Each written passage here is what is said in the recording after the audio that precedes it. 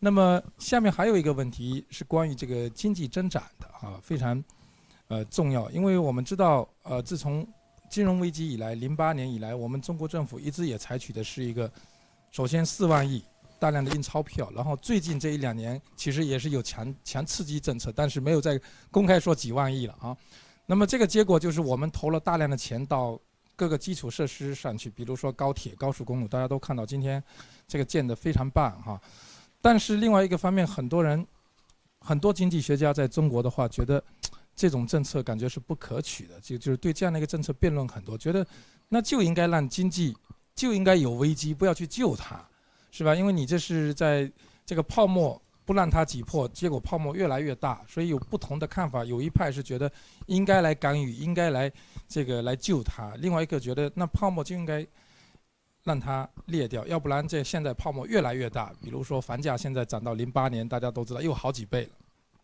The question that naturally follows from the previous one is about the economic growth. We do know that in the past there has been a lot of economic stimulus package that has gone into the economy. For example, the most known one is the 4 trillion economic stimulus package. Also, that doesn't even include the other forms of stimulus that has gone into the economy. In China, that has raised a lot of concern and controversy among the economists. One side you have the big states, the other side you have the marketplace. And some people debate and raise the question that the state should not intervene with the financial crisis so significantly, to the extent that the market should regulate itself or recover for itself. But there are also the other side of the opinion. How do you take this? Well, this is a very big question, and I don't pretend there is a simple answer to this, but I would make the following points. First of all, and we may come back to this later, when there is a banking crisis, I think the state has to intervene in order to ensure that the banks can continue to give people opportunities to make payments, to receive wages, to pay their bills, and so on. And that's why in every country in the world, when there's a banking crisis, the government intervenes. And it's very important to do it quickly. The big lesson from the problems in Japan in the 1990s was that their banking system got into a problem and they did nothing for 10 years. And as a result, the economy stagnated for 10 years. Okay. In Scandinavia in the 1990s, they had a banking crisis, they intervened quickly, and the economy recovered quickly. 首先要指出的一点就是，当经济出现危机，特别是银行业出现危机的时候，政府是必须站出来做一些事情的，因为政府必须保证银行能够正常的工作，能够完成它最基本的一些功能，包括给人们发工资，包括这个管理储蓄，这些功能必须维持下去。那么第二个跟它相关的要点是，如果政府这样做的话，行动必须足够的迅速。那么我们举一个例子来说，1991年的时候，日本曾经出现过一场大规模的这个经济危机，银行业的危机。那么日本政府当时的行为就是坐等了10年，看了这个形势看了10年，没有采取任何行动。那么这个在后面看起来的话，其实是一个非常错误的这样的一个决策。那么同时呢，在90年代的时候，我们看到在北欧 Scandinavia 半岛出现了一次，这些国家出现了一次银行的危机，银行业的危机。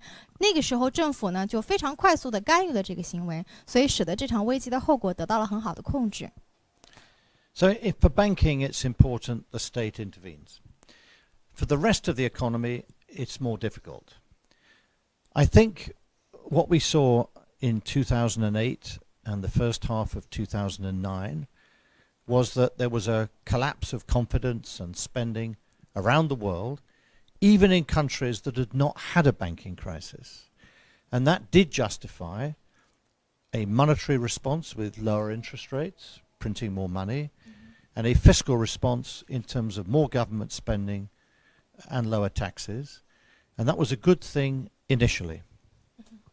我们看到啊，从2008到2009年这场危机开始啊，其实这场危机波及的范围是非常大的，包括一些本来银行业没有问题的国家，其实也受到了影响。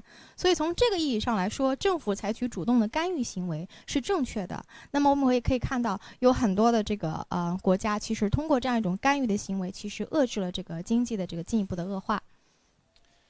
But this stimulus is a short-term remedy. It's like a painkiller. And if a doctor finds a patient who seems ill and in pain, it's a good idea to give a painkiller, but you don't then disappear and say, here's some more painkillers if you don't feel better. You diagnose the problem.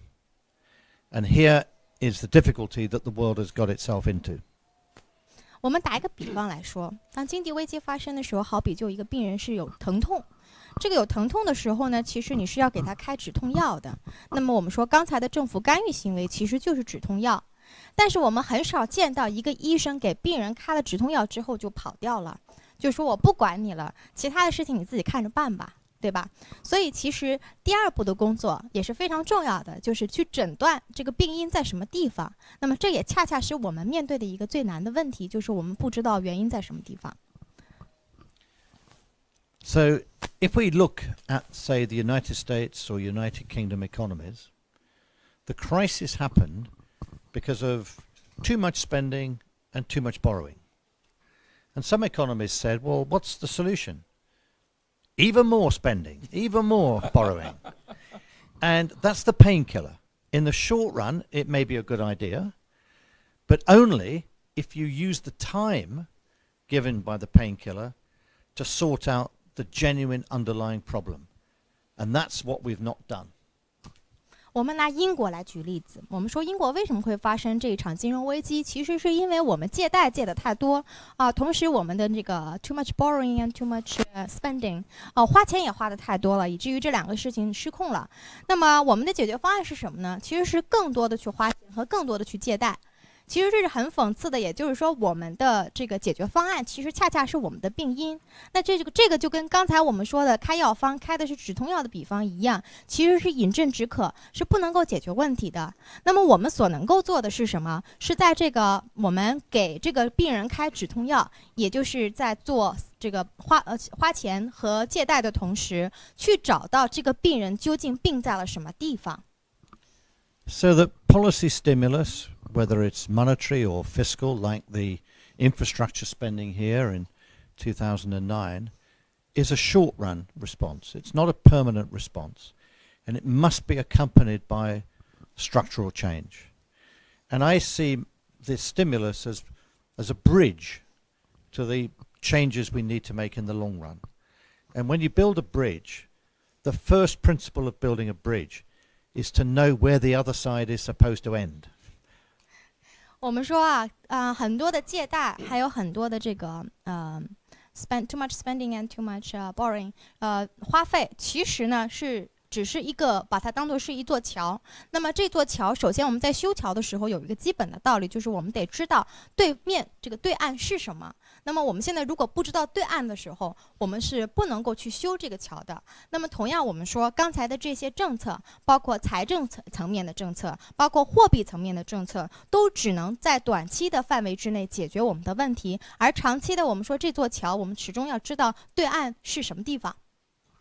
So in China, but also in every other economy, there have been investments which have gone into sectors which in the long run cannot grow anymore.